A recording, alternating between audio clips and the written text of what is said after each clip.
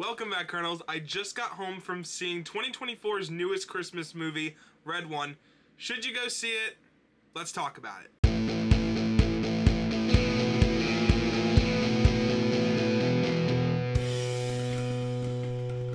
Hey guys, hope you're all having a great week. I know I've kind of been not uploading the past week. Like I said, I kind of have been away for the past week, but you can expect all of my newest videos coming out soon, like the Cobra Kai videos coming out tomorrow with the new season coming out, to expect those. But yeah, I just got home from seeing Red One. I was pretty excited for this movie, aside from knowing that The Rock was gonna play his his usual brute self in this movie and not really a special role, just kind of who he plays in every one of these movies.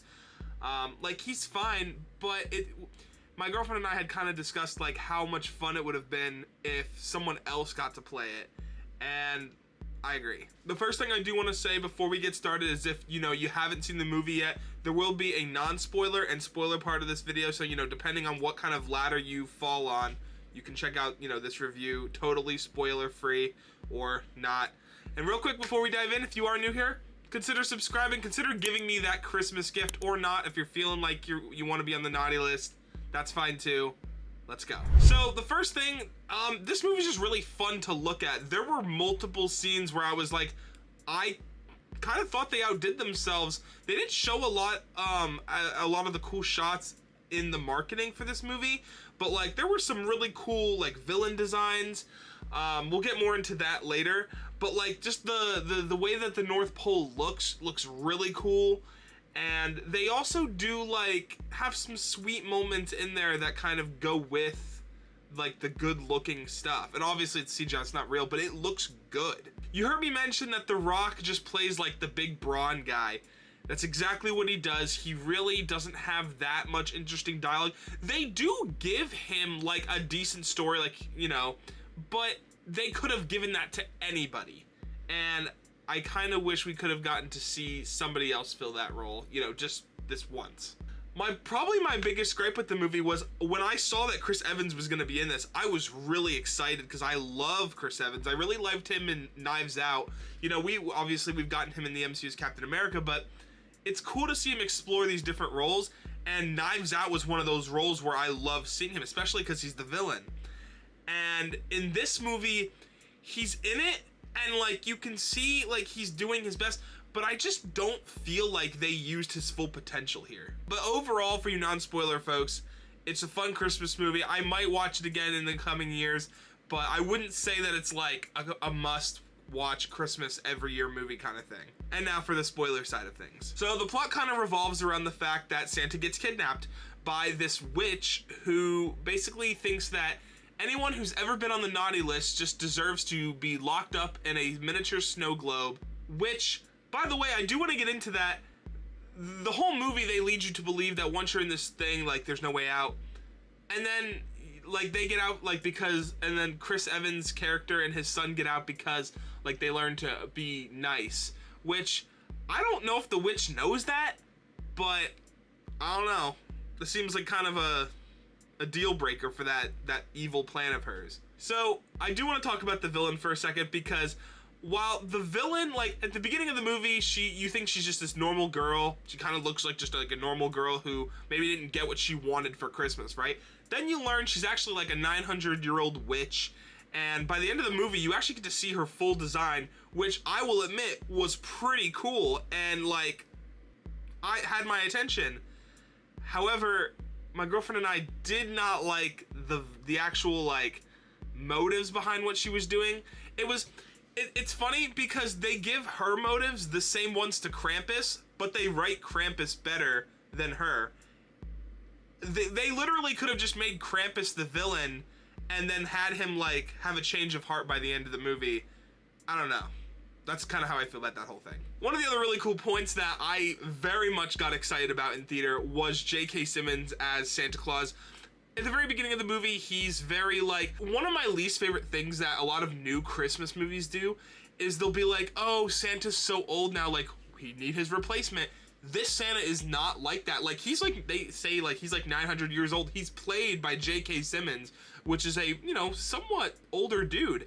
but he's as active as ever. He's sliding down ropes like, you know, he's part of like task force, and he's doing these backflips and doing all this crazy stuff, and it's really cool. Like, that's how I picture Santa modern day. So there is a whole section of the movie where they're trying to figure out where, you know, where Santa is, and we learn that, you know, Krampus is his brother, and they go there, but like, they're not supposed to be there. Like, it's forbidden. Like, he doesn't leave there, but you're not supposed to go to his place. There are all these rules, right? They end up going there, and Krampus is like, it's almost like a bar.